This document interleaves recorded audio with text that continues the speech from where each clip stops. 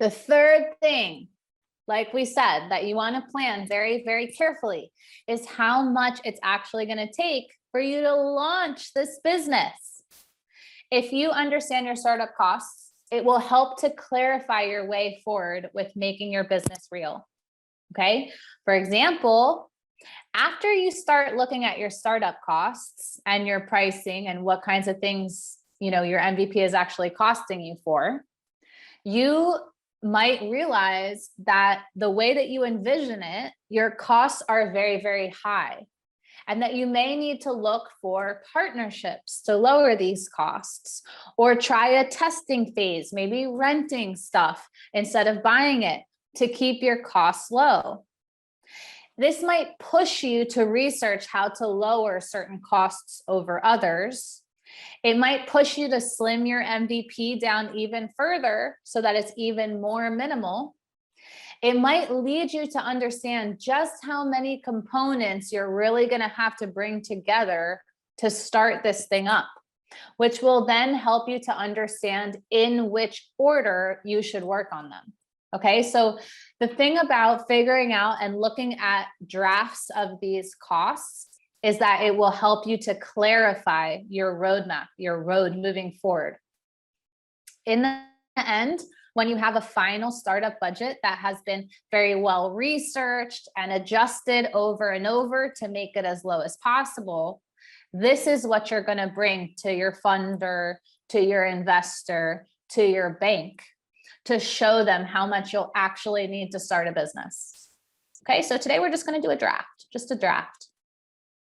There's two main costs that you want to consider in a startup budget. Okay, the first is your one-off costs, your one-time costs. Okay, this is obviously the big pieces of equipment that you need to work. It might be your permits, your licenses, your qualifications, your web, your marketing design, branding, signage. Maybe you need a down payment on a rental property if you need to go to that. Maybe it's improvements on a certain location, a chosen location. Maybe you need to have things refitted in order to operate your personal business plan. Then you also want to take into account your running costs. Okay, so this is your ongoing costs that it's going to take for you to produce this MVP. You want to take into account a few months of your ongoing running costs. Okay, so you want to be covered for a little while when you think about your startup. If you just do 1 month of costs on your utilities and your ongoing stock, etc., it's not really going to be long enough, because 30 days goes like that. So you at least want to think like 3 to 6 months initially of how much this kind of stuff is going to pay you. It's your ongoing inventory, your own salary, maybe salaries of employees if you need them to start, which hopefully you don't. Subscriptions to different things. If you're a graphic designer, you're going to need software, this kind of thing. Delivery, subscriptions, outsourcing, contractors that you need to be able to supply your product or service to your customers. This might be loan payments, insurance payments, utilities. This might be marketing costs. Maybe you're paying someone to do your social media for you because it's an important investment, like Nathan needed. Your domain, your website, etc. Okay, these make up just a handful of the potential costs that you're going to need to consider. Some of them are going to be fixed costs. Some of them are going to go up and down. It's not as necessarily as simple as you see here on this purple and red square, but it is possible to sort of pin down what these costs might look like on average. Okay, you really want to consider all of your startup assets when you're thinking about these costs. Sometimes these assets can be paid one time, a one-off cost, and sometimes they can be paid monthly, depending on whether you're leasing or buying. And this is going to be big choices for some of you who go ahead to launch this business. Okay, for example, if a part of your business is delivery, are you going to buy a van, or are you going to lease a van, or are you going to pay somebody to a monthly fee to do your deliveries for you?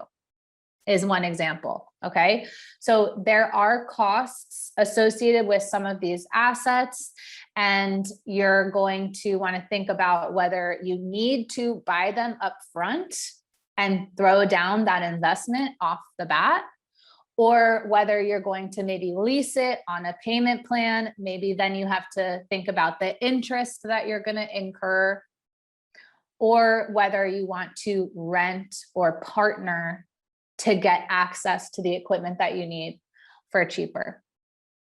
Okay. Generally, the most important thing you can do is to reduce your startup costs by launching an ever more minimal viable product, because you don't want to pay a lot and then have a lot of losses for too long. Okay, because then you're not going to be profitable for too long because you've put too much money down and there's not enough money coming back in. Okay.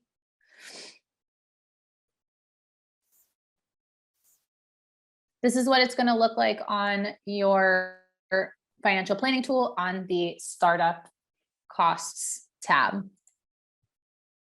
At the end, you're going to add your one-off costs to your recurring costs, and that's going to, like, 3 to 6 months of your recurring costs, and that's going to show you your total startup costs. Okay.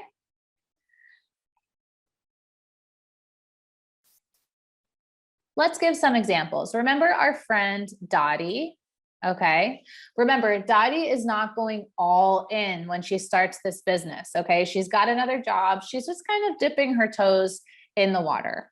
Okay. Her minimum viable product, as you know, is this dress pattern of upcycled fabric. So all the dresses look the same, but all the dresses look different because of the different fabrics that she uses, but they're all the same pattern, all the same shape. Dottie is smart. She is going to kind of do like a testing phase. She wants to test how popular her dresses are for 3 months. She's not really comfortable yet making a big financial commitment beyond 3 months because she's not really sure how this is going to look.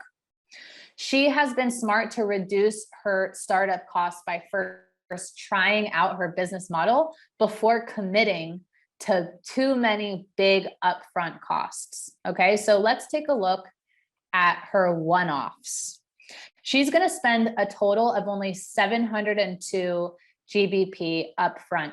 And if you think that you can't start a business on 700 pounds, I would like to remind you about our friend Maria, who has received a total of 700 pounds of funding and is now in her 3rd year of trading. Okay. She wants to buy some materials and packaging in bulk, but not too much bulk, to keep her costs very low. So to keep her costs even lower, when she's ready to commit, she'll want to buy like 1,000 of these items in bulk, because that's really going to get stuff low. But for now, she's thinking, okay, I'm going to get 30 of these items because I want to sell 10 dresses a month for 3 months. Okay. She needs to buy a laptop. She needs to buy a smartphone so that she can manage her e-commerce platform orders from Etsy, and she can communicate with her customers, take pictures, check her email, all this kind of thing. Okay. She's buying as many of these materials as possible secondhand. Her laptop is secondhand. Her phone is refurbished. Why? Because this is a testing phase. She's not ready to purchase a giant MacBook that is like the size of her room. She's not ready to purchase the iPhone 11. Okay. She doesn't need those things. And she doesn't want to tank her business by spending too much money up front on fancy stuff that she doesn't need, and then never being able to make up those debts. Because ultimately, how many dresses is she realistically going to have to make and sell to pay back the price of a brand new MacBook computer?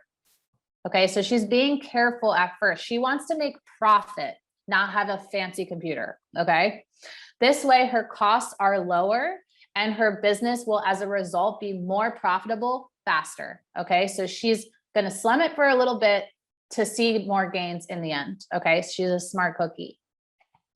During this time of testing, she should at least break even while paying herself a base salary. So let's look at her reoccurring costs, because one of those costs is going to be what she pays herself. for the first 3 months, okay?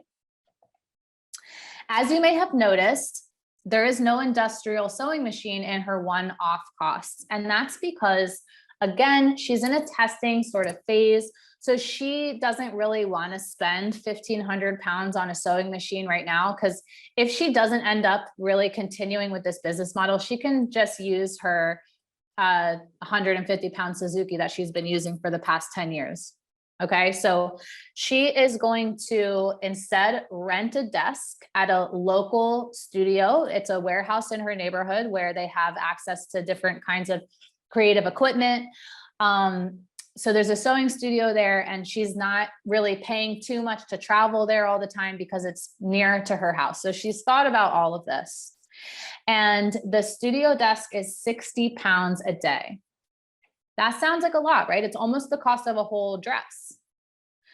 But she makes 3 and sometimes even 4 dresses every time that she goes to use the studio. So to make the 10 dresses a month, she really only needs to be in the studio for 3 days of the month.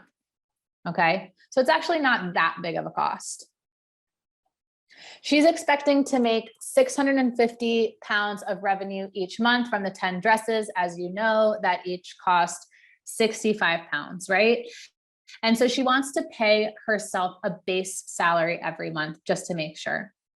So she is paying herself 90 pounds a month just to source her materials and stuff like that, because she paid herself for the labor to make the dresses, but there's also all this other stuff that she's doing, this business administration that she's doing. So she wants to make sure that she pays herself a bit for that. And then of course her production salary. So the 320 pounds that she's doing for 3 months. So 960 pounds total. Okay. So really she has quite low running costs every month. Mainly she's got a simple website subscription, a phone bill. She's got Google Suite. So she has a professional email address, Google Drive for the business, and a few accountancy fees so that she can report her earnings properly at the end of the year. Okay. So at the end of each month, as you can see in this testing phase, our friend Dottie is mostly breaking even, but she has already paid herself a base salary. So she only has about 13 pounds left in the account of this business at the end of the month. However, she has paid herself, so she's doing okay. Eventually, if she sees that it's worth for her to buy this industrial sewing machine and work from home, she could reduce her running costs every month by 180 pounds. So that might be a good next step for her. Okay.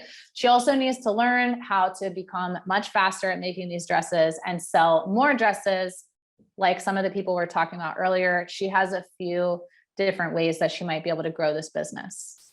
Okay. Also, as she increases her bulk buy quantities, this will also impact her profits. So nice work, Dottie. You are breaking even on this startup situation. Good job. All right, here is Nathan. So Nathan is going to spend only 555 pounds upfront in one-off costs. Okay, he hasn't really got so many startup costs. He's doing okay. He's got to buy the gong, but he's got the gong secondhand. Okay, so that's really good. He's got to buy a few mats, a few decorative carpets. He's got the thermoses for the tea that he brings. Everything he's purchasing secondhand again, because he's not ready to buy a solid gold plated tea dispenser yet. He's got some nice LED lights for some, healing light situation. He's got t-shirts with his brand on it in case people want to be repping him out on the street, for his staff to wear, him and the gong healer, of course. He's thought about even all the little things. He's got a portable charger for his speaker. Of course, he's got to register the company. And of course, he's got to get himself a smartphone that works. Previously, he was going full Luddite and he just had a flip phone all the way until 2018. But now he's getting into business. So he's got to get serious about his technological capabilities. Reoccurring costs that he has. Obviously, he's got to pay the phone bill for the company. He's got to pay these marketing costs. So again, as an event producer, he's going to want to invest in this marketing and promotion of his events, because without promotion, he's got nothing. He's got a print marketing budget. He's got a website subscription, domain he needs to pay for. Of course, he's put in his accounting fees. He's got a friend who's an accountant, so it's not so expensive per month. Google Suite, again, to be professional, and he is paying himself. He's got a freelancer to do some of his event production work for him. He's got a runner during the events that he pays for all the 6 events per month. And of course, his Eventbrite and venue costs. Okay. So remember, at 600 pounds of revenue per session, that should give him about 3,600 pounds revenue. 3,600 pounds minus 3,000, he's got 600 pounds of profit that he can either use to pay himself a better salary or invest into this growing business. Okay. Or he could do half and half. He could keep 300 and invest 300 into these startup costs, into these running costs. Okay. So these are the startup examples for products, for services. We're going to try this out for our very own. We've got only 20 minutes for this one, my friends. Sorry to say, but does anybody have any questions?